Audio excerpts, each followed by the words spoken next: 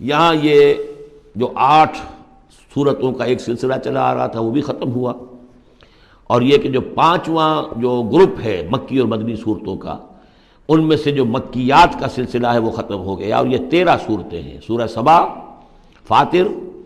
پھر یاسین، پھر صافات، پھر صاد، اور پھر یہ 8 صورتیں: سورہ زمر، اور پھر مومن، اور پھر حامیم سجدہ، اور شورا، اور زخرف، اور دخان، اور جاسیہ، اور احقاف۔ یہ صورتیں ہیں کہ جہاں مکیات ہیں۔ اب اس کے ساتھ 3 مدنیات ہیں۔ یہ 3 جو مدنیات ہیں، ان میں سے 2 صورتیں تو بڑی ہم وزن ہیں اور جوڑے کی شکل میں ہیں، لیکن ایک صورت جو ہے اگرچہ بہت جامع صورت ہے قرآن حکیم کی وہ، لیکن اس کو ہم کہہ سکتے ہیں مضمون کے اعتبار سے کہ وہ سورہ فتح کا ایک ضمیمہ ہے۔ اگرچہ اسلامی ریاست کے اصول، اسلامی معاشرے کے لیے بنیادی ہدایات کے اعتبار سے قرآن حکیم کی اہم ترین، جامع ترین صورت ہے۔ 18 آیات میں اللہ تعالیٰ نے، یوں سمجھیے کہ سورہ نساء، سورہ مائدہ میں جو اصول دیے ہیں اسلامی معاشرے کے اور اسلامی ریاست کے، ان کا لب لباب اور خلاصہ 18 آیات میں ہے سورہ حجرات کی۔ جہاں تک سورہ محمد صلی اللہ علیہ وسلم کا تعلق ہے، یہ بھی قرآن کی ان صورتوں میں سے ہے کہ جس کے 2 نام ہیں۔ اس کا نام سورہ قتال بھی ہے۔ زمانہ نزول جو ہے یہ غزوہ بدر سے متصلاً قبل نازل ہوئی ہے، یعنی سورہ بقرہ ہی کا ضمیمہ اس کو سمجھنا چاہیے۔ سورہ بقرہ ہے اکثر وہ آیات جو نازل ہوئی ہیں ہجرت کے بعد سے لے کر اور غزوہ بدر تک۔ ایک تو ان کا بڑا مجموعہ ہے جو 40 رکوعوں پر مشتمل ہے، وہ تو سورہ بقرہ ہے، لیکن اس کو علیحدہ رکھا گیا ہے، اگرچہ ہے اسی سلسلے کے اندر، اور اس کے علیحدہ رکھنے کا میں بیان کروں گا کہ سبب کیا ہے۔ تو گویا کہ اس کو ایک طرح سے سمجھیے کہ زمانہ نزول کے اعتبار سے یہ سورہ بقرہ کا ضمیمہ ہے، غزوہ بدر سے قبل نازل ہوئی۔ اور اس کا پس منظر کیا ہے کہ جب یہ حضور نے صلی اللہ علیہ وسلم اپنا اقدام کا عمل شروع کیا ہے، یعنی ایک تو 12 برس تک مکے میں تو حکم یہ تھا کہ ہاتھ بندھے رکھو، ہاتھ رکے رکھو، نو ریٹیلیشن، ریونج کا کیا سوال، انتقام تو بہت دور کی بات ہے، no raising of hands even in self defence, اپنے بچانے کے لیے بھی ہاتھ نہیں اٹھانے۔ اگر خباب بن الارت سے کہا گیا کہ اتارے کپڑوں، اتار دو، لیٹ جاؤ کناروں کے اوپر، لیٹ جاؤ۔ حضرت یاسر کو اور حضرت سمیہ کو اور حضرت عمار کو جو کچھ بھی ایذائیں دے رہا تھا ابو جہل، کسی مسلمان کو اجازت نہیں تھی کہ جا کر اس کا ہاتھ پکڑے، نہیں۔ یہ مرحلہ تھا پیسو ریزسٹنس کا کہ جو تکلیف آئی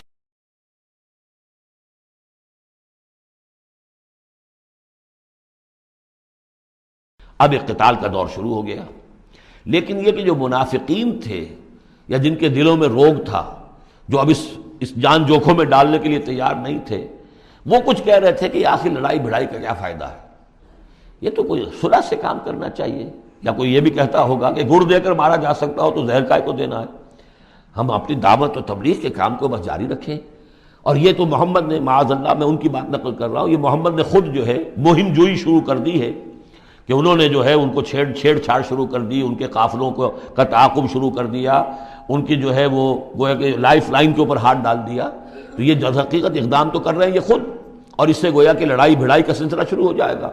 تو ان کے دلوں میں تو تھا روگ نفاق کا کہ وہ چاہتے نہیں تھے کہ ہمارے ایمان کا یہ امتحان ہو جائے کہ ہم سے کہا جائے کہ نکلو اللہ کی راہ میں جان ہتھیلی پر رکھ کر، لیکن وہ جو اس کی آڑ لے رہے تھے وہ کہہ رہے تھے کہ یہ لڑائی بھڑائی اور یہ جو ہے فساد، بلکہ صلح جوئی کے ساتھ معاملہ کرو۔ اور نوٹ کر لیجیے سورہ بقرہ کے دوسرے رکوع میں آیا تھا وَإِذَا قِيلَ لَهُمْ لَا تُفْسِدُوا فِي الْأَرْضِ قَالُوا إِنَّمَا نَحْنُ مُصْلِحُونَ أَلَا إِنَّهُمْ هُمُ الْمُفْسِدُونَ وَلَٰكِن لَا يَشْعُرُونَ۔ تو گویا کہ اس جو بھی ہو رہی تھی اس وقت، ان کی جو ذہن کی کیفیت تھی، اس میں اللہ تعالیٰ کی طرف سے یہ سورہ مبارکہ نازل ہوئی ہے، اور یہ اسلوب کے اعتبار سے پورے قرآن میں منفرد ہے۔ بالکل ایبرپٹلی شروع ہو رہی ہے، کوئی تمہید نہیں، کوئی حروف مقطعات نہیں، کوئی اللہ کی حمد، کوئی اور شے، کچھ نہیں، قرآن مجید کی عظمت کچھ نہیں، بلکہ الذین، اس سے جملہ شروع ہو رہا ہے جو عام طور پر جملے کے شروع کے لیے عام اسلوب نہیں ہے۔ پھر یہ کہ وہ جو اسلوب ہوتا ہے آیات کے آخر میں اللہ تعالیٰ کے اسماء اور اللہ کی صفات کا، انہ عزیز الحکیم، وہ تو بڑا غفور ہے، رحیم ہے، اس طرح کی کوئی شے آپ کو یہاں نہیں ملے گی۔ اسلوب بالکل مختلف ہے، ہر آیت ایبرپٹ شروع ہو رہی ہے، سورت بھی ایبرپٹلی شروع ہوئی ہے اور ایبرپٹلی ختم ہو جائے گی۔ اسی طریقے سے ہر آیت جو ہے شروع ہوتی ہے اور ایبرپٹلی ختم ہو جاتی ہے، بغیر کسی اختتامی اللہ کے اسماء اور صفات کے حوالے کے۔ باقی اس میں اور سورہ جو اگلی صورت ہے سورہ فتح، اس میں کیا ترتیب ہے وہ یہ ہے کہ حضور کی انقلابی جد و جہد کا جو آخری مرحلہ تھا، یعنی قتال، آرم کانفلکٹ، اس سے متصلاً قبل یہ سورہ محمد نازل ہو رہی ہے، اور اس کا جو اختتام ہو رہا تھا اور اللہ تعالیٰ کی طرف سے جو فتح آئی ہے اس کی تمہید ہے سورہ حدیبیہ، انا فتحنا لک فتحا مبینا۔ تو گویا کہ یہ دونوں اینڈ ہیں اس کے، جو آخری مرحلہ تھا انقلاب محمدی صلی اللہ علیہ وسلم کی جد و جہد کا، اس میں جو عام کانفلکٹ شروع ہو رہا ہے غزوہ بدر سے، اس سے قبل یہ صورت نازل ہوئی، اور جب آخری فتح ہونے والی ہے اور وہ فتح مکہ کی ہوگی، لیکن اس سے قبل جو اللہ نے تمہیدی فتح دی ہے وہ فتح ہے انا فتحنا لک فتحا مبینا، وہ صلح حدیبیہ جس کا ذکر جو ہے وہ سورہ فتح کے اندر ہے۔ یہ ربط ہے ان میں۔ بسم اللہ الرحمن الرحیم۔ الذین کفروا وصدوا عن سبیل اللہ اضل اعمالہم، جن لوگوں نے کفر کیا اور اللہ کے راستے سے روکا اور خود بھی رکے، صدا یا سدو میں عرض کر چکا ہوں بار بار، رکنا بھی روکنا بھی، یہ فعل لازم بھی ہے فعل متعدی بھی ہے۔ جنہوں نے کفر کیا خود بھی رکے اور دوسروں کو بھی روکا اللہ کے راستے سے، اللہ نے ان کی ساری جد و جہد کو ضائع کر دیا، اضل اعمالہم، ان کی ساری کوشش جو تھی اللہ کے دین کے راستے کو روکنے کی، حضور کی دعوت کو کے راستے کو روکنے کی، سب جا چکی، ضائع ہو چکی، اکارت ہو چکی۔ اور اب یہ قافلہ جو ہے دعوت محمدی کا صلی اللہ علیہ وسلم اور انقلاب نبوی کا، یہ اپنے منزل کی طرف بڑھے گا، وہ آخری درجے میں اب شامل ہونے والا ہے۔ والذین آمنوا وعملوا الصالحات وآمنوا بما نزل علی محمد وهو الحق من ربهم کفر عنہم سیئاتہم واصلح بالہم، اور اس کے برعکس جو لوگ ایمان لائے، جنہوں نے نیک عمل کیے اور جو ایمان لائے اس شے پر جو نازل کی گئی ہے محمد پر صلی اللہ علیہ وسلم، وهو الحق، اور وہ حق ہے، من ربهم، ان کے رب کی طرف سے، کفر عنہم سیئاتہم، اللہ نے دور کر دیے، معاف کر دیے ان سے ان کی خطائیں، ان کی غلطیاں، واصلح بالہم، اور ان کے حال کو، ان کی کیفیت کو سنوار دیا، بنا دیا، ان کی سیرتیں، ان کے کردار۔ اب دیکھ لو یہ جب صحابہ کی جماعت جو ہے، ان کی سیرتیں دیکھو، ان کی شخصیتیں دیکھو، اللہ تعالیٰ نے ان کو نکھار کر ان بھٹیوں میں سے گزار کر کے جو مکے میں تھیں، جن میں سے کہ آزمائشوں کی بھٹیوں میں سے نکل کر آئے ہیں، تو کندن ہو چکے ہیں، خالص زر خالص۔ ذالک بان الذین کفروا اتبعوا الباطل، یہ اس لیے کہ جن لوگوں نے کفر کیا انہوں نے باطل کی پیروی کی، لہذا وہ تو نتیجہ اس کا وہی نکلنا تھا کچھ نکل رہا ہے۔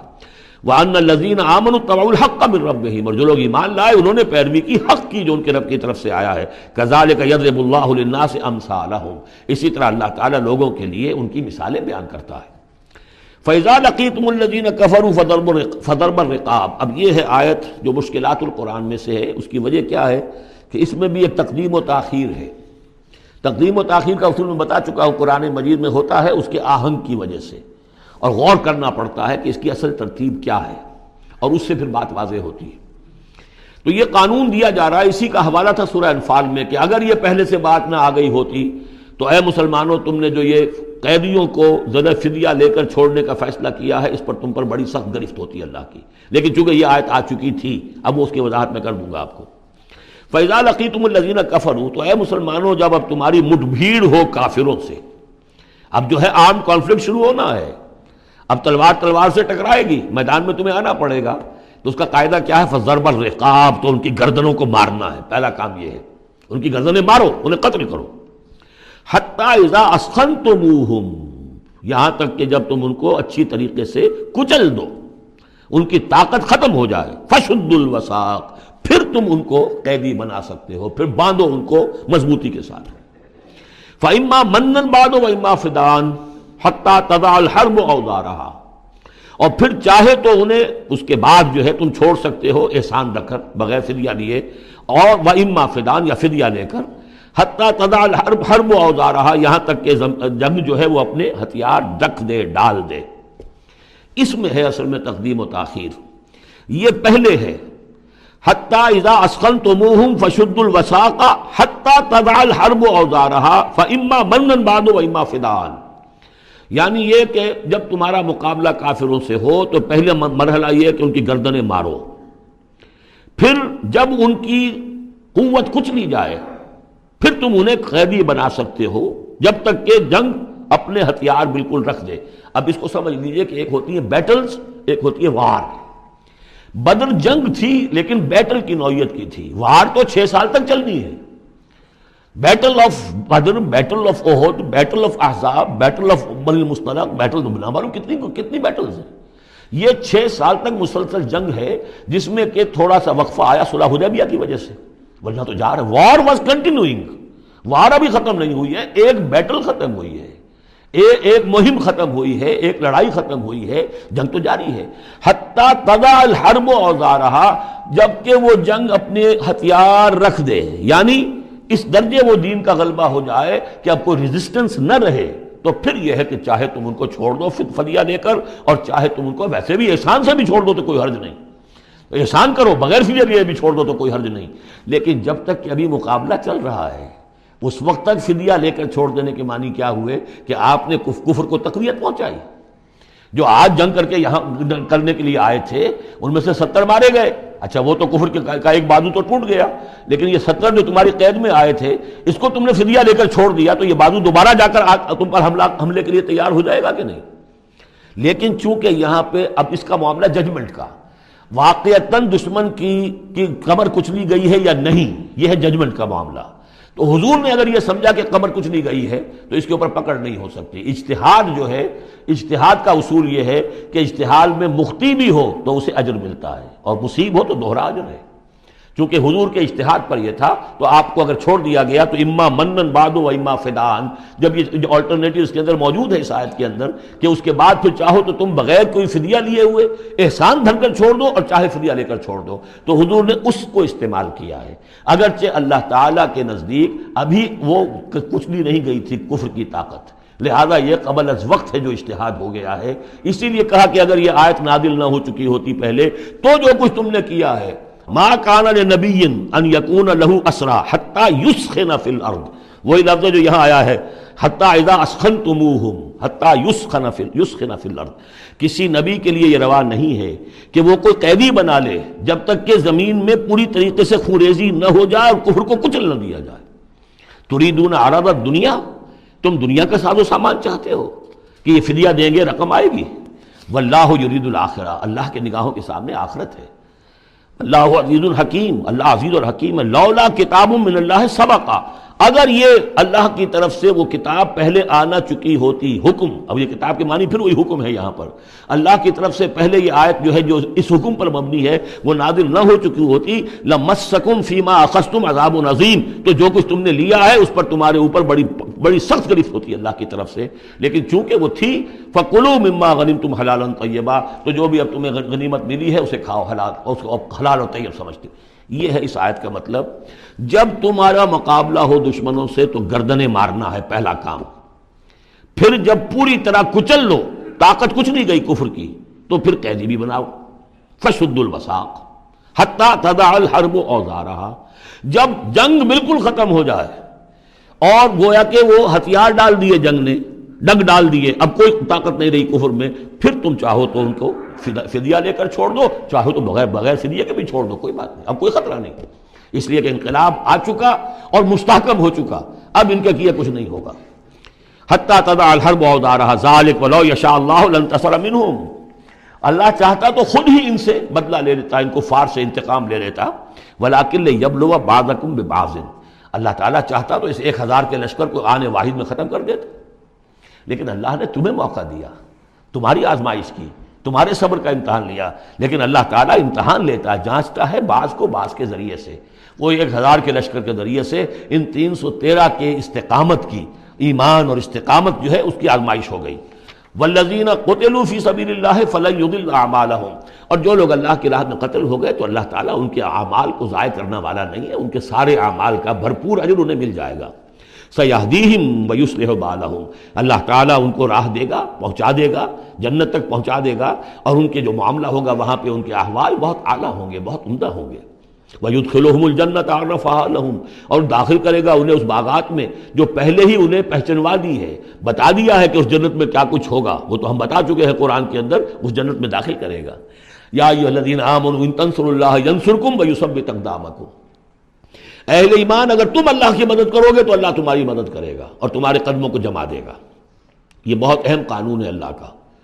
تم اللہ کی مدد کرو گے تو اللہ مدد کرے گا. تم اللہ کے دشمنوں سے پینگیں بڑھاؤ، دوستیاں کرو، ان کی وفاداریوں کے دم بھرو، انہیں اپنا سرپرست سمجھو، انہیں اپنا حمایتی اور مددگار سمجھو، اور ساتھ ہی دعا کرو تو دعائے قنوت نازلہ چاہے سال بھر کرتے رہو گے، اللہ نہیں سنے گا تمہاری دعا. ڈھاکہ گیا، مشرقی پاکستان گیا، بدترین شکست آ گئی، قنوت نازلہ مکے میں بھی اور مدینے میں بھی پڑھے جا رہے تھے اور پورے پاکستان میں پڑھے جا رہے تھے، اللہ نے نہیں سنی۔ تمہاری دوستیاں کس سے؟ اللہ سے تو ہے نہیں، اللہ کے خلاف تو اعلان جنگ ہے، تمہاری ساری معیشت سود پر چل رہی ہے، تم نے اللہ کے باغیوں کو دوست بنایا ہوا، انہیں اپنا سرپرست سمجھتے ہو، انہی کی مدد پر تمہارا جو ہے سارا سہارا بھروسہ ہے۔ آ رہا تھا کوئی جہاز چل کر امریکہ کا، وہ تو نہیں آیا، تو اللہ کیوں سنے گا تمہاری بات؟ ان تنصروا اللہ ینصرکم ویثبت اقدامکم، اگر تم اللہ کی مدد کرو گے، تم اس کے اگر مخلص ہو، فرما بردار ہو، اس کے دین کا جھنڈا لے کر کھڑے ہو گئے ہو، تن من دھن اس کے لیے لگانے کو تیار ہو، اللہ مدد کرے گا اور تمہارے قدم جما دے گا۔ والذین کفروا فتعسا لهم، اور وہ لوگ جنہوں نے کفر کیا ہے ان کے لیے تو پھر ہے ان کو گویا کہ رد کر دینا، راندہ درگاہ کر دیے جائیں گے، وہ کھائیں ٹھوکریں۔ وعد اللہ اعمالہم، اللہ نے ان کے تمام اعمال کو، جد و جہد کو، کوششوں کو بالکل گمراہ کر دیا، یعنی ختم ہو گئی وہ، اور ان کا حاصل کچھ نہ ہوا۔ ذالک بانہم کرہوا ما انزل اللہ فاحبط اعمالہم، اس کی وجہ کیا ہے کہ انہوں نے وہ چیز ناپسند کی جو اللہ نے نازل کی، فاحبط اعمالہم، اللہ نے ان کے تمام نیک اعمال بھی ضائع کر دیے۔ یعنی آخر ان میں ایسے بھی تھے کفار میں سے جو غریبوں کو کھانا کھلا دیتے تھے، جو حاجیوں کی خدمت کرتے تھے اور سمجھتے تھے بڑی نیکی کا کام ہم کر رہے ہیں۔ یہ سورہ توبہ میں ہم پڑھ آئے ہیں، اجعلتم سقایۃ الحاج وعمارۃ المسجد الحرام، ان چیزوں کو تم نے بہت بڑی نیکیاں سمجھ رکھا ہے، لیکن یہ کہ اگر تم نے اللہ کے نازل کیے ہوئے قرآن کو ناپسند کیا ہے تو اللہ نے تمہاری ساری اعمال جو ہے حبط کر دیے۔ افلم یسیروا فی الارض فینظروا کیف کان عاقبۃ الذین من قبلہم، تو کیا یہ زمین میں گھومے پھرے نہیں کہ یہ دیکھتے کہ کیا انجام ہوا ان لوگوں کا جو ان سے پہلے تھے؟ دمر اللہ علیہم، اللہ تعالیٰ نے ان پر ہلاکت کو مسلط کر دیا۔ وللکافرین امثالھا، اور ان کافروں کے لیے بھی ایسے ہی انجام آئیں گے۔ ذالک بان اللہ مولی الذین آمنوا وان الکافرین لا مولی لہم، اور یہ اس لیے کہ اللہ تو مولا ہے، رفیق ہے، پشت پناہ ہے،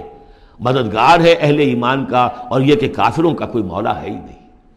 یہ اصل میں یہیں سے حضور نے پھر وہ نعرہ اخذ کیا تھا جب غزوہ احد میں، جب وقتی طور پر مسلمانوں کی شکست ہو گئی اور حضور بھی اور صحابہ بھی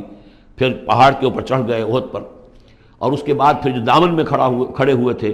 جو کفار کے اس وقت کے سربراہ تھے، اس میں ابو سفیان تھے اور خالد بن ولید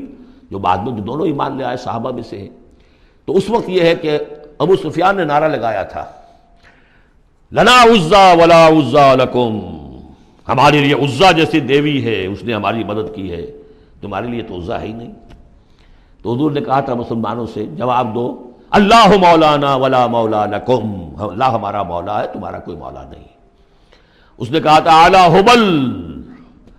لیکن یہ کہ اس کے جواب میں کہا گیا اللہ اکبر، اللہ سب سے اعلیٰ بھی ہے، بڑا بھی ہے۔ تو یہ جو نعرہ ہے کہ اللہ مولانا ولا مولا لکم، ذالک بان اللہ مولی الذین آمنوا وان الکافرین لا مولا لہم، ان اللہ